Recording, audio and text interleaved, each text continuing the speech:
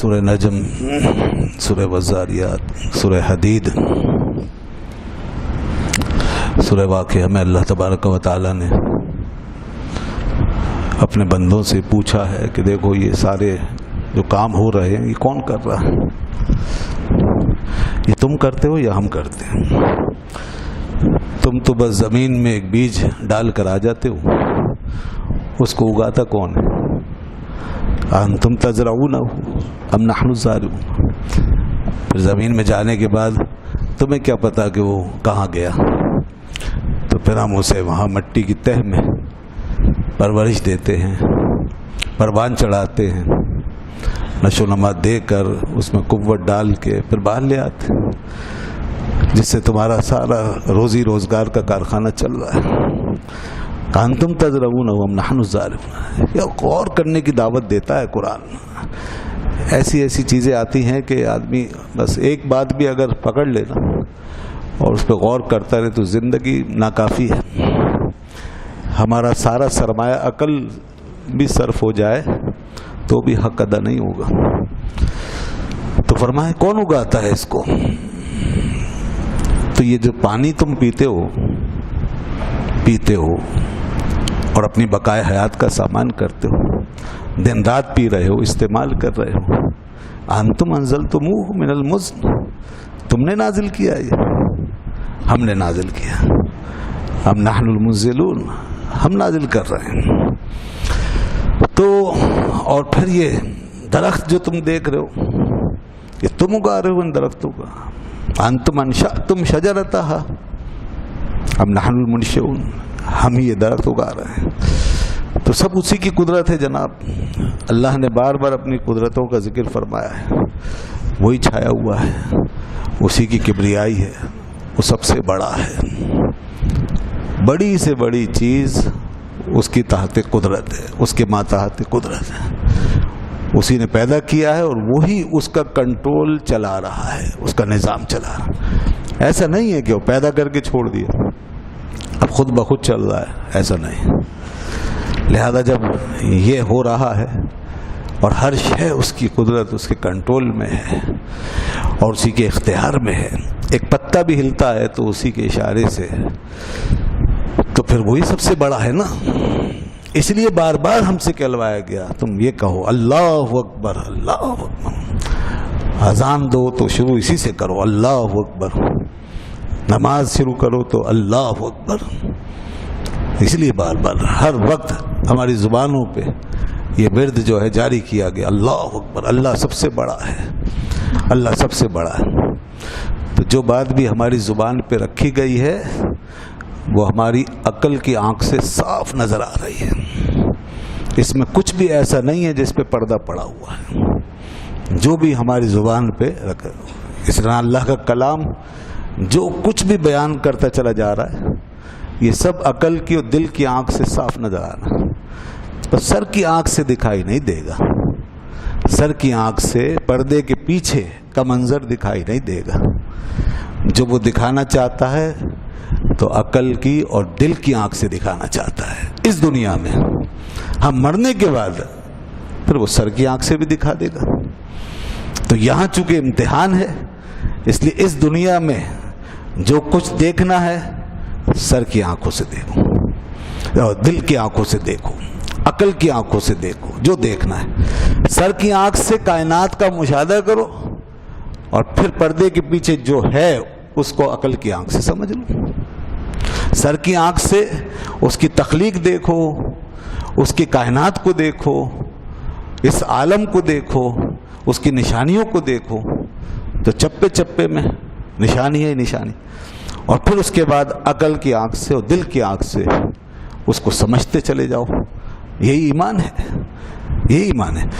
اب جس نے سر کی آنکھ سے دیکھ کر عقل کی آنکھ کو نہیں دکھایا، جس نے سر کی آنکھ سے، چہرے کی آنکھ سے دیکھ کر عقل کی اور دل کی آنکھ کو نہیں دکھایا، بس وہی کافر ہے،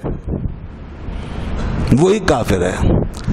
کافر اور مومن کا فرق یہی ہے کہ مومن جو ہے سر کی آنکھ سے دیکھ کر عقل کی آنکھ کو دکھا دیتا ہے اور دل کی آنکھ سے منوا لیتا ہے، مومن ہو جاتا ہے۔ اس لیے وہ کلمہ پڑھ لیتا ہے، وہ حقیقت کو مان لیتا ہے، اور کافر صرف سر کی آنکھ سے دیکھتا ہے اور اسی کا ہو کے رہتا ہے۔ اس نے کب فرمایا تھا؟ یہ 1500 سال پہلے یہ بات فرمائی تھی،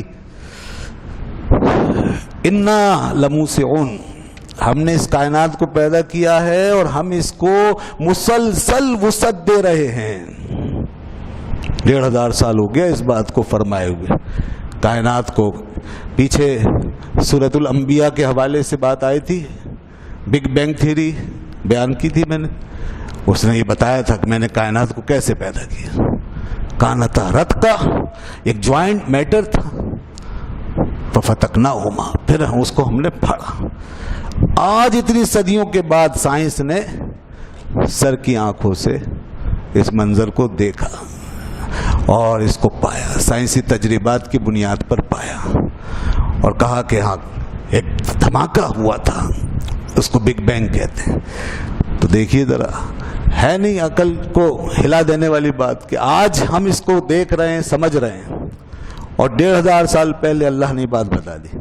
اور پھر یہ بھی بتا دیا، یہ سورہ زاریات میں آیا کیا، انا لموسعون، اور ہم اس کو مسلسل وسعت دے رہے ہیں۔ پیدا کرنے کے بعد پھر اس کا کنٹینیویشن ہو رہا ہے اب، اور مسلسل ہم اس کو بڑھا رہے ہیں، توسیع کر رہے ہیں، وسعت دے رہے ہیں۔ یہ وہ چیز، اب یہ وسعت جو دینا تھا نا، کائنات کا ایکسپینڈ ہونا اور اس کا پھیلنا، یہ اب تک سائنس کو سمجھ نہیں آیا تھا۔ اس نے بگ بینگ دریافت کیا اور کہا کہ بہت ہی کم عرصے میں ایک دم سے کائنات جو ہے وہ پھٹی اور پھیلی۔ تو ابتدا میں پھیلنا شروع ہوئی، مائکرو سیکنڈز میں جیسے پھیلی، لیکن اب تک پھیل رہی ہے، مسلسل پھیل رہی ہے۔ یہ چیز تجربے کی محتاج تھی۔ اللہ نے تو فرما دیا انا لموسعون، ہم پھیلا رہے ہیں۔ تو یہ بات، اس بات کا عقدہ ان پہ کب کھلا؟ یہ کھلا سن 1929 میں، 1929 میں۔ امریکہ کا ایک سائنسدان ایڈون ہبل نے پھر اس بات کی تصدیق کی۔ اس کے مشاہدے میں پہلی دفعہ یہ بات آئی کہ یہ کائنات بگ بینگ کے بعد جب پھیلنا شروع ہوئی تھی تو اب تک پھیل رہی ہے، ابھی بھی پھیل رہی ہے، مسلسل پھیل رہی ہے، اور یہ عمل جاری ہے۔ اس نے کہا دور کی کہکشاؤں میں، دور کی کہکشاؤں کی جو روشنی ہے، اس روشنی میں مجھے ایک سرخ ہٹاؤ محسوس ہوا ہے، مشاہدہ ہوا ہے، ایک سرخ رنگ کا ہٹاؤ، جس سے پتہ چلتا ہے ایکسپینڈ ہوا ہے کچھ، یعنی کہکشائیں آگے بڑھی ہیں۔ یہاں سے اس بات کی توثیق ہو گئی، تصدیق ہو گئی کہ کہکشائیں مسلسل متناسب حرکت کے ساتھ مسلسل دور ہٹ رہی ہیں۔ اب یہ کیسی حقیقت تھی، اور کب بتایا گیا؟ جب وہ دنیا اپنے آس پاس ہی کی خبر رکھتی تھی اور اتنی دور کہکشاؤں کے بارے میں کوئی تصور بھی نہیں تھا، وہ ایک ملک سے دوسرے ملک کے بارے میں کچھ نہیں جانتے تھے۔ اس وقت اللہ نے دنیا کو یہ علم دیا کہ انا لموسعون، ہم اس کائنات کو مسلسل وسعت دے رہے ہیں۔ تو کیا یہ سب کچھ جب نظر آ رہا ہے تو عقل کی آنکھیں کھلنی نہیں چاہیے تھی؟ ایک ایمان والے کے ایمان میں اضافہ ہونا چاہیے، اور ہوگا انشاءاللہ اگر قرآن کو اس نظر سے دیکھو گے، اگر یہ عقل کی آنکھ کھول کے اس سے بھی دکھاؤ گے اس کائنات کو، دیکھو گے اس کائنات کو، تو پھر یہ ایمان میں اضافے کی بات بنے گی، پھر یہ ساری کائنات معرفت کا ذریعہ بنے گی۔ مگر جو عقل سے نہ سمجھے اور دل سے نہ مانے، تو پھر ظاہر سی بات ہے کہ اس کے لیے یہ سب واقعات ہیں، حوادث ہیں، اور یہ سب آٹومیٹک ہو رہا ہے، خود بخود ہو رہا ہے۔ اللہ نے فرمایا ہم کر رہے ہیں۔ اقبال نے اپنے شعر میں اس کا ترجمہ بڑا خوبصورت کیا تھا۔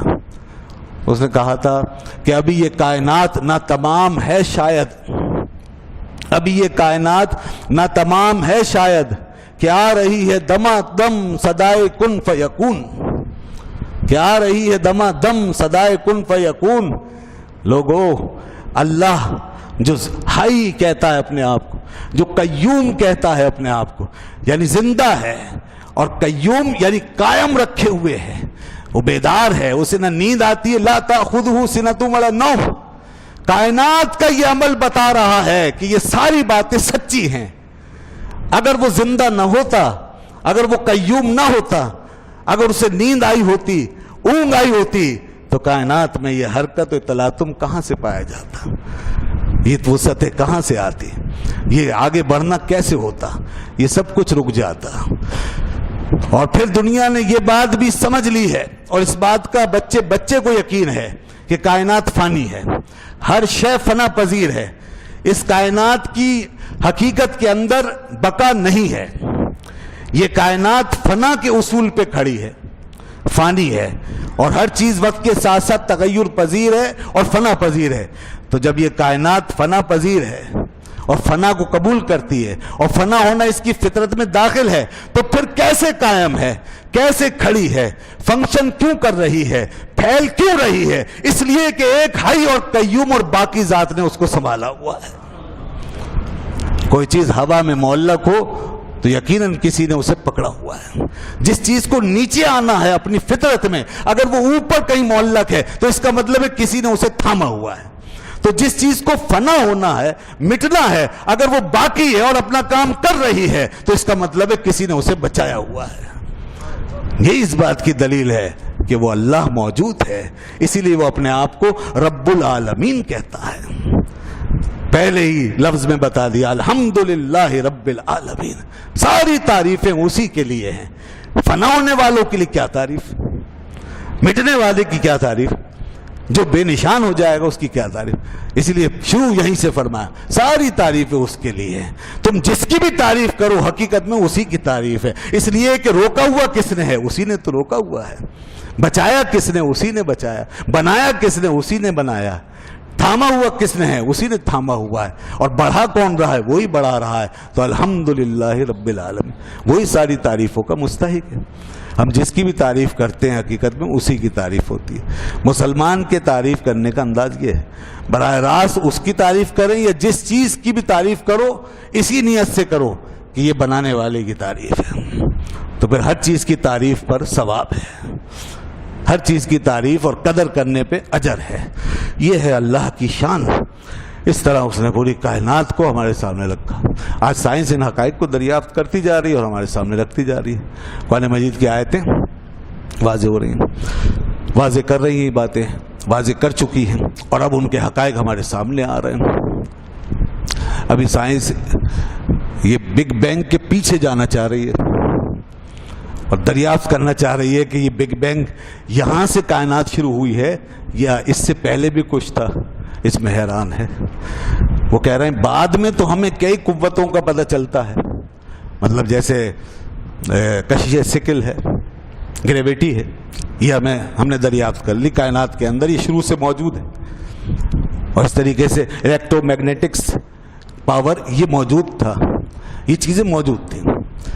और न्यूक्लियर पावर इस कायनात में मौजूद था। ये पावर्स ये सब बाद में हमें मिले हैं। इससे पहले वो वाहिद पावर क्या था, वो वाहिद ताकत कि जिसने बिग बैंग कर दिया और इस कायनात को फाड़ा और फैलाना शुरू कर दिया। तो वो चाह रहे हैं कि हम इस बिग बैंग से पीछे जाके देखेंगे वो क्या है, अभी तक नहीं पहुंच सके। उसके लिए वो ये ग्रेविटी को, अब ये फिजिक्स के तलबा अच्छी तरह जानते हैं, हमारे यहाँ फिजिक्स के उस्ताद भी होंगे यहाँ पे माशाल्लाह, ग्रेविटी को और ये क्वांटम मैकेनिक्स को, इन दोनों को जमा कर रहे हैं।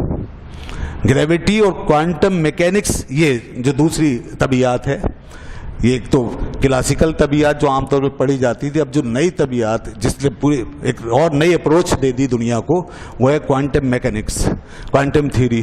तो क्वांटम मैकेनिक्स को और ग्रेविटी को यानी जब अज्जा में तकसीम करते हैं, क्वांटम का मतलब ये अज्जा में तकसीम करते हैं पूरी कायनात को, हर शय को, हर जर्रे को, एक एक जर्रे में, यहां तक कि तवानाई को भी अज्जा में तकसीम करते हैं, फिर उसकी फंक्शनिंग देखते हैं, फिर कायनात में उसकी कारकर्दगी। तो इसको ले जा रहे हैं वहां पर बिल्कुल माइक्रो लेवल पे ले जा रहे हैं और वहां ग्रेविटी के साथ मिला करके फिर चाह रहे हैं कि हम बिग बैंग से पीछे जाकर देख लें। वो दोनों जब जमा होंगे तो फिर पीछे देखने की बात करेंगे। अभी तक जमा नहीं हुई जहां तक मेरी मालूमात है, और कहां तक रिसर्च हुई है आप अगर जो पढ़ते रहते हो ज्यादा जानते होंगे। तो बहरहाल साइंस तगोदौ में है, तो देखिएगा आगे क्या क्या नजर आएगा और क्या क्या देखेंगे। साइंस एक दिन आएगा, हमारा ईमान कहता है इनको अल्लाह का कलमा पढ़ना पड़ेगा, इनको मानना होगा। یہ ابھی ان چیزوں میں پھنسے ہوئے ہیں، یہ پاور وہ پاور وہ پاور، ان پاورز میں پہنچ گئے. اب یہ سارے پاورز کہاں جا کے کس پاور میں جمع ہو رہے ہیں اور کس بڑے پاور سے کنٹرول ہو رہے ہیں، وہ پاور انشاءاللہ ان کو ضرور نظر آئے گا. وہی اللہ کا پاور ہے. اس کے لیے فرماتا ہے دیکھو یہ ہم کرتے ہیں.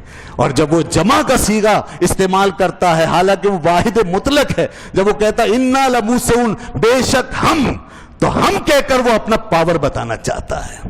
ہم میں پاور کا اظہار کر رہا ہے، حالانکہ وہ واحد ہے، اکیلا ہے، تنہا ہے. تو یہ ہے وہ چیز، یہ پاور ضرور وہ دیکھیں گے.